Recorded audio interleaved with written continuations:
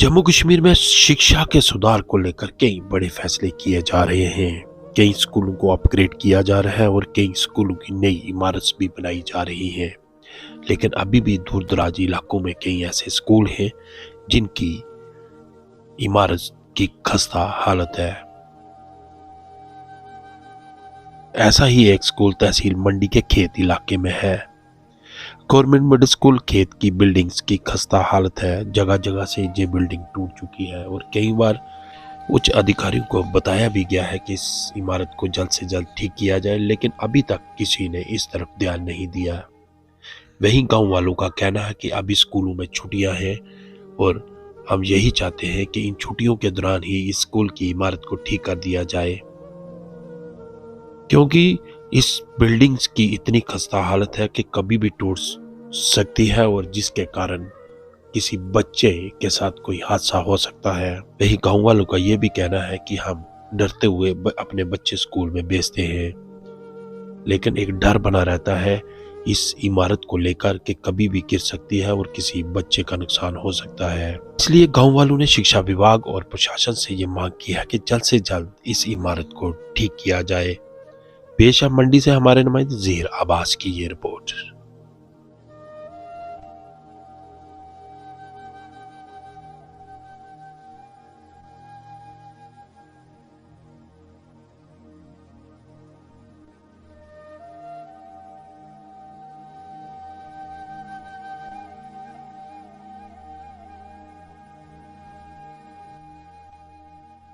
मेरा नाम तारिक महमूद है।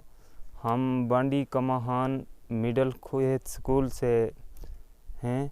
तो जैसा कि आपने ये पूरा देखा कि यहाँ पर एक मिडल स्कूल है जिसमें 2-3 कमरे हैं बैठने के काबिल। बाकी पूरी स्कूल की जो बिल्डिंग है वो डैमेज हुई है। हमने काफ़ी रेजोल्यूशन दी, काफ़ी दरख्वास्तें भी दी, जिसका कोई भी आज तक हल नहीं हुआ।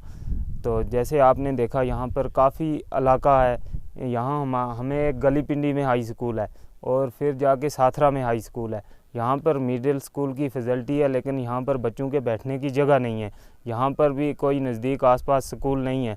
यहाँ पर हमें स्टाफ की भी काफ़ी कमी है। यहाँ पर एक हमारे हेड मास्टर थे, उनको भी ट्रांसफ़र कर दिया गया। यहाँ पर 4 टीचर हैं, तो यहाँ बच्चों की 150 एनरोलमेंट है। तो 4 टीचर 150 बच्चे को कैसे पढ़ा सकते हैं। यहाँ पर काफ़ी परेशानी है। यहाँ पर आपने देखा कि किचन नहीं है, खाना बनाने की जगह नहीं है, बच्चों के खेलने की जगह नहीं है, रास्ता नहीं है। हमें काफ़ी परेशानी है बच्चों को यहाँ पर।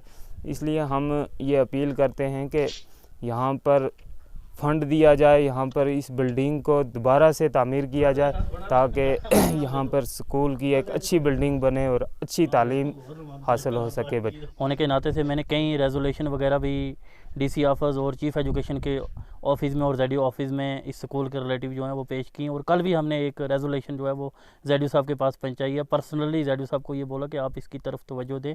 सबसे पहले तो मैं आपको ये बताऊं कि आपने ये बिल्डिंग की हालत दिखाई है कि बिल्डिंग की हालत कितनी खस्ता है। ये आने वाले दिनों में जब बारिश यहाँ पर होती है तो बच्चे यहाँ पर रह नहीं सकते, क्योंकि 150 बच्चा यहाँ पर है। तो 1-2 जो रूम है उसमें एक में स्कूल का जो ऑफिस है, टीचरों का ऑफिस है, और दूसरे में सब बच्चे एक जगह बैठ के अपनी क्लास जो है वो अटेंड नहीं कर सकते, जिसकी वजह से हमने बहरहाल इंतज़ामिया से गुजारिश की, जेडीओ ऑफिस से, चीफ़ एजुकेशन ऑफिस से। मैं आपके चैनल के माध्यम से सबसे पहले जनाब डिप्टी कमिश्नर साहब से और चीफ़ एजुकेशन ऑफिसर साहब से ये गुजारिश करना चाहता हूँ और जेडीओ साहब से सबसे पहले इस चीज़ की छानबीन की जाए कि 2014 में ब्लड बैंक के कोई इनका अपना एक साइट है, उससे जो पैसा आता है, फ़ंड आता है, उसके फ़ंड से ये बाई नेम MS खेत स्कूल का जो है वो फ़ंड आया था। बाई नेम ब्लॉक साथरा में सिर्फ एक ही स्कूल ही आया था। लेकिन बड़े अफसोस की बात है कि वो स्कूल भी बिल्डिंग यहाँ पे बनी नहीं। वो हमें आज सुनने में आ रहा है कि किसी दूसरी जगह शिफ्ट होकर वो बिल्डिंग बनाई गई है।